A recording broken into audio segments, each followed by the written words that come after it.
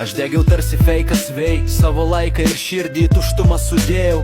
Tikėjau, kad pastangos tiltus nuties, kad rasiu bent lašą tiesos ir vilties.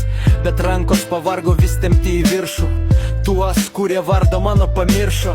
Kai tik prireikia duoti, o ne tik imti, leidau šiai ugniai tiesiog nurimti. Aš nepiktas, aš tiesiog pabaigiau šį žaidimą. Aš renkuosi ramybę, o ne sielos kankinimą. Nebeliko skolos, nebeliko karčių nuo skaudų, tik tyla, kurioje aš save pagaliau surandu. Nebus jokių dramų, jokių priekaištų rimtų. Man nebereikia jūsų netikrų draugų. Nesvarbu, ar kraujas, ar sena pažintis, jei griauni mano tai, kad tau užvertos duris. Aš mačiau, kaip naudojas tuo, ką aš nešiau, kol galiausiai sauganą pasakiau. Tai ne kerštas, ne piktis ir ne kova, tai tiesiog mano sielos nauja pradžia.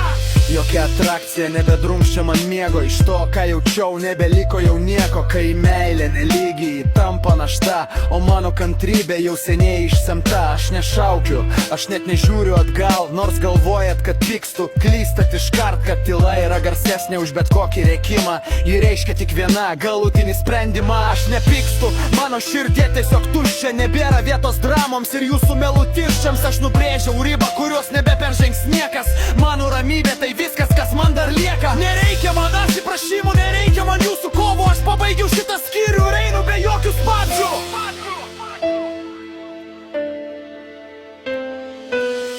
Aš nepykstu, mano širdie tiesiog tuščia.